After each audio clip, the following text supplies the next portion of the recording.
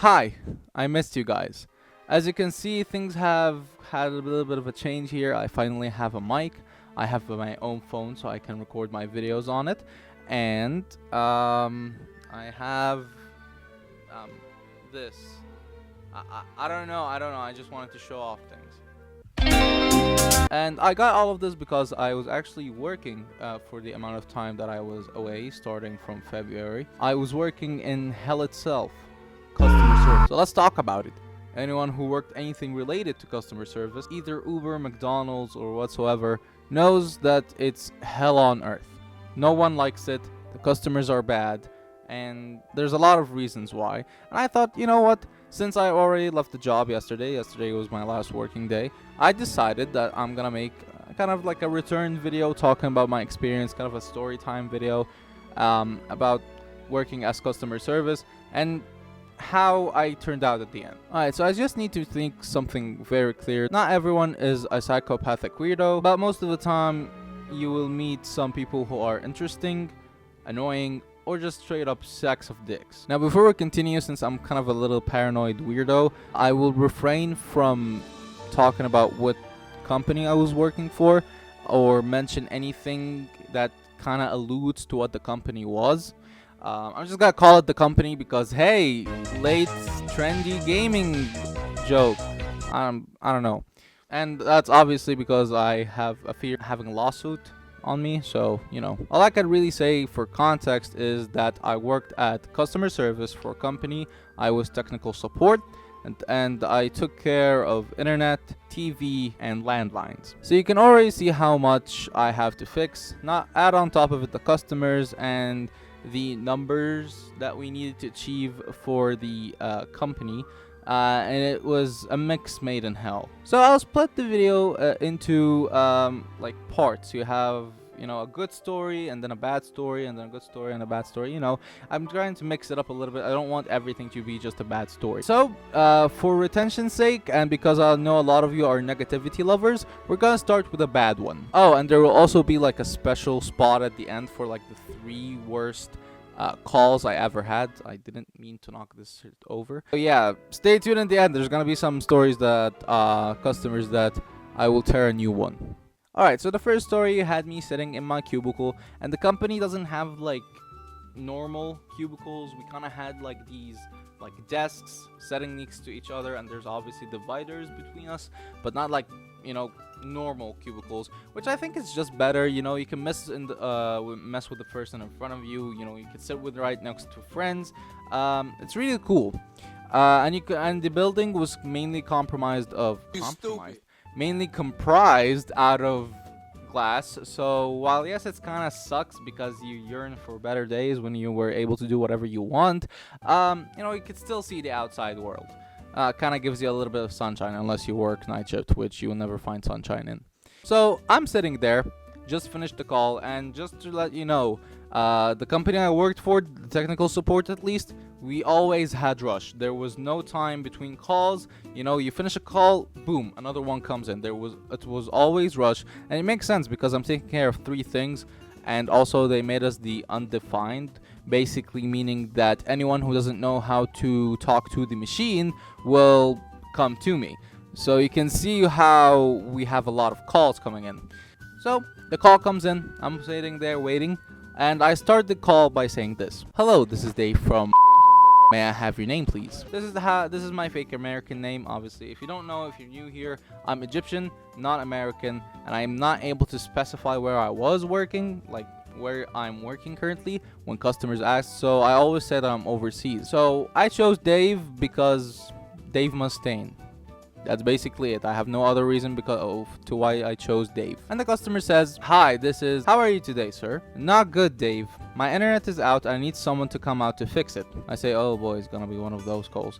Now, just a little bit of an explanation here. We are not allowed to send a technician out unless we do troubleshooting first, or it will be something called dispatch on demand, which automatically will make the customer pay $99. So that's why whenever we get calls of customers who are like demanding to have a dispatch sent to them, that's why we always like be stingy with them. It's like, how about we try and troubleshoot, yada yada.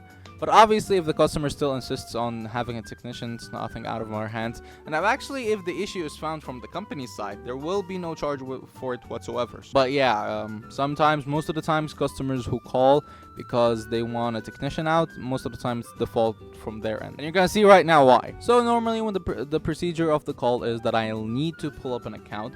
See, surprisingly, my system does not magically allow me to open up an account, and then I will need to authenticate or bypass the authentication process, which is very simple. We have like the passcodes, the verification codes, as I like to call them, a security question that's said by the customer, and obviously the answer is by the customer, and finally, if all else failed, we have something called a serial number of the modem and the last billing payment, which is kind of weird. So I never really understood how that authenticates that this is the person, but you know, not my place, not my job. Now, unfortunately, some customers don't know this or don't actually like remember that they make 4-digit passcodes. I'm sorry, I keep hitting this thing with my nose. I have a long schnoz.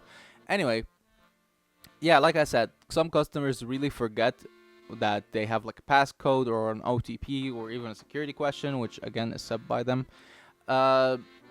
So when we go through all of this, they start yapping, and this guy, he was one of them.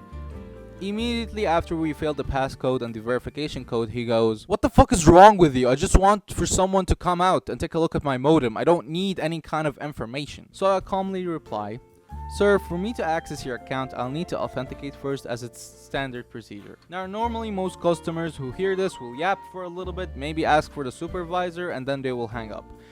But this guy, no, he was determined to access the account. He was determined to have someone come out here. And we spent like, what, 10 minutes, 15 minutes just going back and forth between all these options that we have, which by the way is wrong. I shouldn't have done that.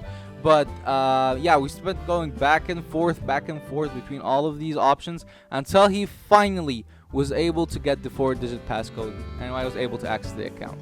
Also, all of this was done while he was cursing me out, because obviously it's my fault now that the company system does not allow me to access the account. So because of what I explained, I kind of stuck to my guns. I was like, "Sir, let's try to troubleshoot first. Maybe we're able to fix this issue, and if the issue is from your side, there could be a $99 charge." I'm trying to, you know, do some mind tricks on him. After he heard the $99 charge, he was like, "Yeah, sure, let's try and troubleshoot."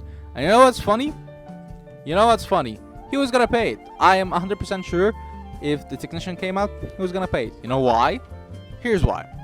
So, to start the troubleshooting process, we ask the customers, what is the color of the lights on the front of the modem? You know, the modem or router, if you want to call it that, router, whatever you fucking call it, or internet box for simplicity's sake. So the front of the modem or router, whatever, has, you know, colors indicating that it's working or not, or lights, I'm sorry. And it has like colors, green being that it's working, red being that something is wrong. And I asked him this question, and he goes, "I don't see any colors on it."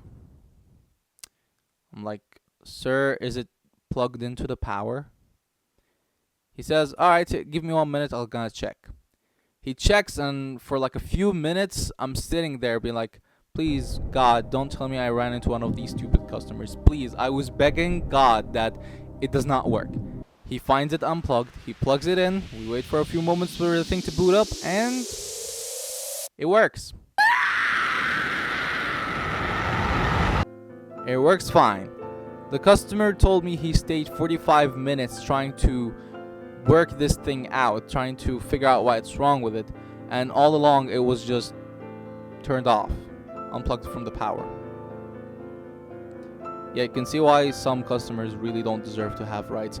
Anyway, now this was the first time for me to interact with someone like this, so I was super pissed, because at the end of the day, man, I was being cursed at, I was being like called names, he was throwing every word in the book at me for something that he's wrong for. He's the one who's dumb enough to not understand that the modem needs to be plugged into the power like every fucking electronic device ever. I really wanted to send him the technician, but you know, I said, you know what, fuck it, no, I'm gonna be a good guy. I stuck to my guns, and this just shows the company that I was a good customer service agent, that I stuck to my guns and I was able to help the customer begrudgingly. So yeah. And I don't know why I'm saying that, because I left the company 2 days ago.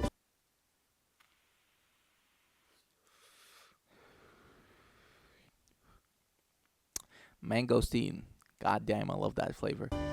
Alright, a good call I had was also a weird one in a way. The customer comes in, I greet them, the same greeting. I like seriously working as a customer service agent and having to say, hello, this is Dave from, may I have your name please? You know, over and over and over again for 8 hours straight. It kind of gets boring. Really drives you into insanity. I didn't really like it, and that's one of the reasons why I actually left the job. It's because it's such a mentally taxing job and it needs a lot of determination, and that's why I want to become a YouTuber. I don't want to work for other companies. I want to work for myself. And the customer comes in, she tells me about her issue, but here's the thing. Obviously, again, I'm not American, I'm Egyptian, so I'm not used to a lot of the American accents.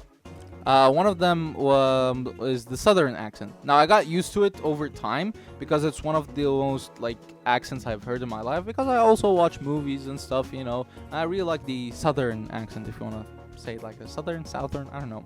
Anyways, she comes in, she's speaking way too fast for me to understand anything, add on top of it the accent, and after she finishes I'm like, alright ma'am, how can I help you today? Yeah, I didn't understand anything, and she was kind of a cool sport about it. That's one of the good calls, remember. So she tells me, oh, I just need a new power cable for my modem. How did you lose the modem exactly? And she goes, no, I didn't lose it, it was stolen. So someone breaks into the house. Basically the story was, someone breaks into the house. He takes one of the 4 TVs she has, and the heaviest one that was stuck to the wall, and takes the power cable for the Nintendo Switch, but leaves the Switch itself, and takes the power cable for the modem, but not the modem itself. And from my understanding of the situation, they left the jewelry, they left the money, they left everything else. They didn't take anything else.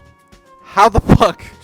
I genuinely sat there for a few moments processing what she had told me, and I was like, ma'am, heroin does more than that. The hell is wrong with this person? And she goes, yeah, maybe the dealer needed some, you know, power cable for the modem or something. And, you know, we were joking about it left and right, you know. She was kind of a sweet person, actually. I really liked the conversation with her. And I really hated to hang up with a call with her once everything is done. Oh, yeah, but the solution was I need to send a new modem. Because the company I work for did not sell modems like in their stores, nor do we send like replacement power cables. We have to send like entirely new modem because the new modem comes up with a power cable. So, you know, and obviously she will have to return the equipment because it's kind of weird policy we have where we rent the equipment to the customers. I think you don't own it. The company still own it. We just provide it to you to provide you with the internet service. Which obviously when we send you a replacement for it, even if it's working or not, you will have to return the equipment. And so many customers, man, so many customers fuck up the process because it's very simple. You go to any UPS or FedEx store near you, provide them with the account number and the fucking modem or whatever equipment you're sending us back, and they provide you with something called a reference number or a reference slip. It will have like a reference number on it, and it's your only proof that you returned the equipment. And so many customers don't pay attention to this detail, to the point that obviously when they get falsely charged for not returning equipment, because honestly the system sucks, they come hounding at us, you know, throwing every word in the book. And then when we ask them for the reference number, they tell us, oh, we threw it away or we lost it, which sucks. I remember after like encountering 2 customers who had the same issue and they both did not have the reference numbers, I became super paranoid about this, to the point that I emphasized to the customer how important this piece of paper is. Like, I would spend 2 or 3 minutes explaining why it's important. Do not throw it. I would say, even if it has been 6,000 years since you returned the equipment, do not throw the reference number away. That's how serious I took this. So, back to the main story. I sent her the new equipment. We laugh about it and stuff. And like I said, I didn't really want to hang up the call because I knew that as soon as I hang up this call, the next call is going to be bad. Which I was actually proven wrong this time. The call after it was very nice. Alright, another kind of weird call thing. I remember when I was, a call came in. It was a kind of like a kid, like an 18, 17-year-old kid on the line. I'm not that older, by the way. I'm like 20. I'm gonna be 21 in October. You know, the customer comes in, they want to set up their modem. Easy peasy, it's a very simple process. We go through it, the motion. It's a very simple call. But what bugs me about this call so much is because that the kid was kind of treating their dad. I assume it was their dad. Ow, come on, I keep hitting this thing. I have a long schnoz. I have a long pecker. Unfortunately, my pecker is not that big as my nose. The kid was kind of treating like a parental figure really badly. I assume it's gonna be their dad because, you know, I was hearing him like saying, "Oh, get the fuck out of the room," or "I don't fucking need your help," stuff like that. And I heard like a man voice in the background. Obviously, I as a customer service agent don't have the right to speak about this, like to the kid. But I was really annoyed at this call, and I really can't also throw judgment so much because I still don't know what I don't know what made their relationship so strained in the first place. I hope they are better now. I hope they have sorted things out. And please, you know, try your best not to be a dick to your parents. I understand that some parents don't deserve children, but at the same time, you know, try to be nice to them as much as possible. I'm not saying you need to glaze them or anything like that, but, you know, using harsh language like this kind of irks me. Speaking of strained relations between the elderly and the young, a trend I noticed a lot during these calls. With these calls. Obviously, a lot of elderly people are calling us. They're the one calling because not a lot of, you know, young people call us about, you know, internet issues. Mostly they use the internet or forums. They understand how to try and troubleshoot this unless it's very serious, which obviously will have to call us. And I noticed that a lot of these elder people don't have anyone with them. Like, yeah, sure, I had a lot of customers come in. You know, they're like the daughter or son of the person in question, the account holder, and, you know, they're trying to help them with their TV or internet or landline or something like this. But I noticed a lot of them are very lonely and they don't have anyone to talk to. And from my experience, they genuinely tell me their life stories. They talk about anything and everything. Even though I'm, as a customer service agent, only interested in what the issue is. But, you know, they seem to be like not have anyone to talk to, and the only reason they call us other than, you know, the internet is because they want to talk to someone. You know, they need someone to talk to. They need someone to be with them because they're helpless. Please take care of your parents if they are elderly, even if you moved out, even if you have like a life of your own and stuff like that. You know, it doesn't cost much or doesn't cost anything to, you know, talk to them, you know, see how they're doing, because they're really lonely and they need someone to, you know, be. Another trend I saw was people who work from home, which in itself is obviously normal since the apocalypse. Working from home has become normalized a lot more. But here's my kind of like gripe with this whole thing. Obviously they're working from home, so they need internet. Now, I don't know why, or I don't know if this is something that is possible, but shouldn't companies like provide their internet or like internet to their employees? Because a lot of them talk to me. I remember she came in, her internet is not working. We tried to troubleshoot everything. We did everything possible to try and troubleshoot the internet from our side. Obviously, we had this stuff like unplugging, plugging, resetting, rebooting, all that shit. And, you know, none of them worked. And it seemed like we needed to send a technician. Now, according to her, that day was one of, if not the busiest days of the week that she has, and she's working from home and she needs the internet. So she obviously wanted a technician today, like the day that she was calling. And unfortunately, according to the schedule I had, was the next day. I had the soonest appointment was the next day. So obviously she was kind of, you know, not weirded, but she was kind of mad about it. She was like, I need to work right now. I have work today. I can't miss out today. So I told her, all right, I'm going to contact our technician center and see if there's anything I can do, if like an appointment's canceled and you could take up this appointment, stuff like that. Unfortunately, there was not. I contacted them. According to them, they didn't have anything, and they're unable to, like, if an appointment is canceled, they're unable to move it to like her, which obviously, again, it's a company thing, not my thing. I'm not able to speak on anything like this, and obviously, I'm not gonna yell at the agent because I'm still an agent as them, and I understand that, you know, systems have limitations. So we do the thing. I talked to her. tell her the bad news. I stay a few minutes there, taking my breath, making sure how I'm gonna say this. I don't want to be too blunt about it. But I go in, I'm like, ma'am, I'm sorry, but there's nothing that we can do. We'll have to wait for tomorrow. I'm very sorry for this. She starts crying, which again really sucks. And I tried to provide her with like suggestions. I was like, hey, can you go to a cafe or something that has internet so they can work there? And do you have someone that can come home and provide you with their internet? I tried everything. Unfortunately, she was unable to go to a cafe or go to someone. Well, according to her, she said she's gonna figure something out, and I hope it worked out for her. And yeah, I do believe that companies who like employ people from home should provide internet in case the internet goes down. The employee is not the one that is responsible or punished for it because it's out of their hands. Not everyone has the luxury to live in a place where nothing could happen to their internet. Even the people who have luxury internet, they still have issues with it. It's a normal part of life. All right, so we have made it to the final stretch, ladies and gentlemen. We have reached the final 3 calls that I consider are one of the most hated and worst calls I have ever taken in my life. And for a lot of reasons, let's start with a simple one and a kind of light one. A customer comes in and they actually have an issue with their cell phone. Now, again, I'm not a part of the cell phone department, so I tell them, all right, sir, unfortunately, you have reached the internet department. Let me transfer you over to the cell phone department. I validate with my supervisor. It's good to go. So I transfer the call. I wait on the other end. When I'm transferring the call, it puts the customer on hold, and it puts me through the other end. And the other end will obviously have the machine first, before reaching an agent.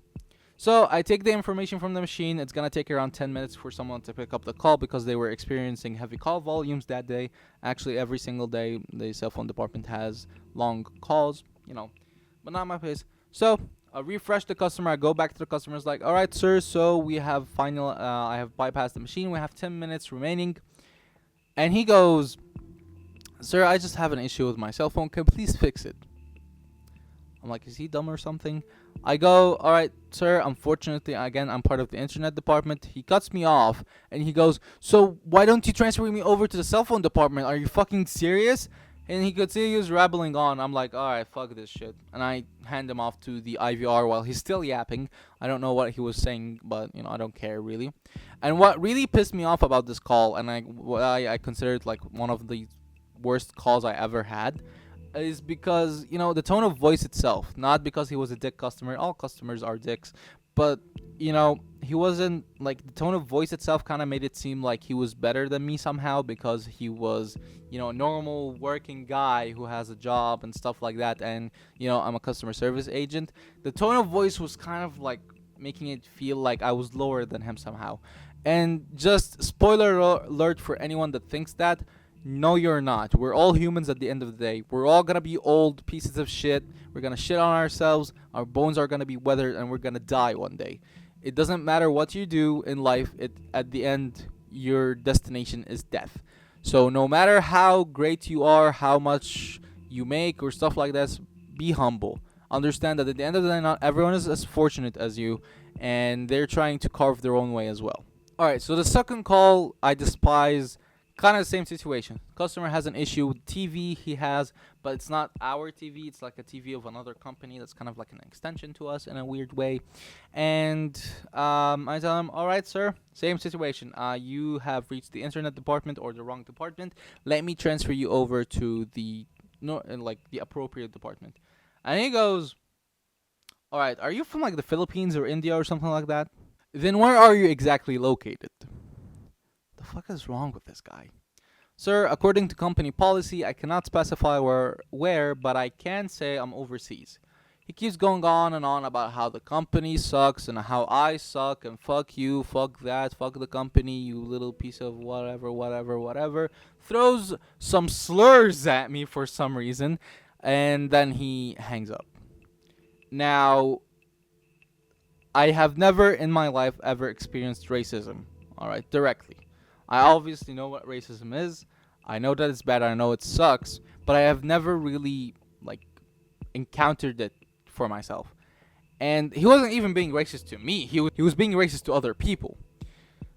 So, having to deal with this really like opened my eyes or made me realize how bad racism is, or how much it boils your blood. Let's make one thing clear here. If you're gonna be racist over your TV not fucking working, you have a fucking issue. It's simple. It's not that hard to understand. Your TV is not working. I know it sucks. You want to watch your TV. You want to watch the game. I do understand that. But if you're gonna be racist over it, then you have an issue, my man, and you have an addiction at the very least, and you need to seek out a therapy or something. Or I don't know, something better. Here's something better. You should blow your brains out. Alright, I don't mean it that way. I don't mean it that way. I'm joking. YouTube, I'm joking. Please do not ban me. And by the way, from my experience, I have dealt with Indian and Filipino customers. They're one of the smartest people and easiest people to deal with. So we have come to the last, like, third worst call I've had, and it's the same situation as the second one. Except this customer, she's a Karen, number one. Number two, I still don't understand what her situation was because she didn't talk about it. Like, I remember the call comes in, she's yelling and yapping, and she's like, "Oh, what's your name?" I'm like, "Dave, ma'am." I was like, "All right, Dave." She's, you know, that type of way. "All right, Dave, where are you located, Dave? Are you from India, Dave?" You know, it's like, it's one of these like weird ways to talk. And I'm like, again, I can't really specify where I'm from. And then she was kind of like typing a review. She was like, "This person did not understand me. He was unhelpful, yada yada," even though I could understand her. The issue was she was too angry at something that to this day I don't understand what it is. Like, so mad to the point that she didn't want to explain herself. And she hung up. She hung up the call. No, she didn't even hang up. I'm sorry. She didn't even hang up. She told me to hang up because she was unable to hang it up herself.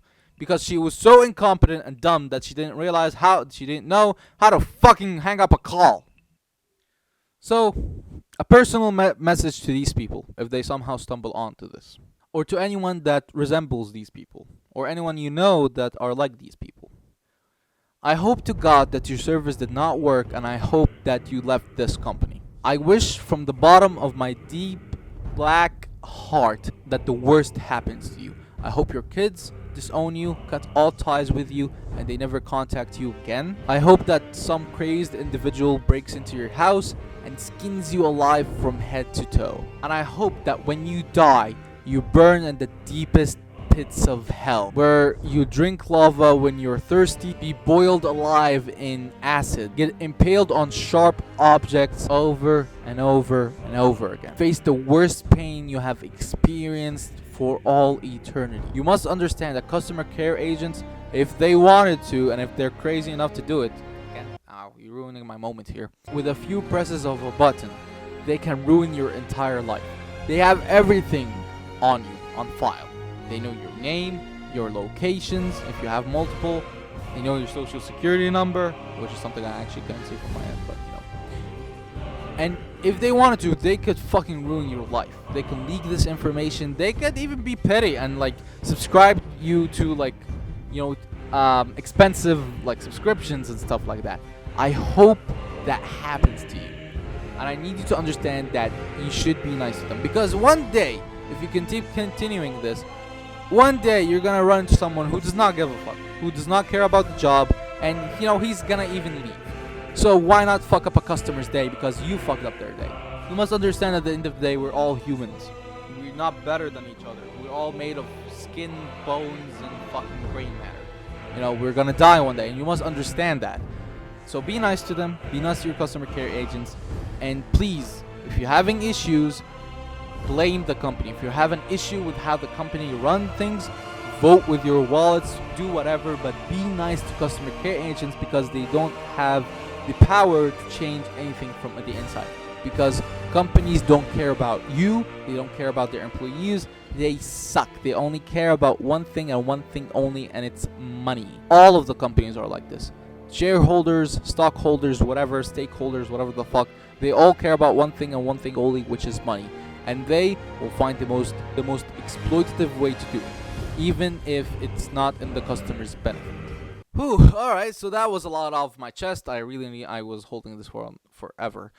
Thank you so much for watching this video. If you made it this far, I really appreciate it. Why not drop a like, drop a subscription, you know.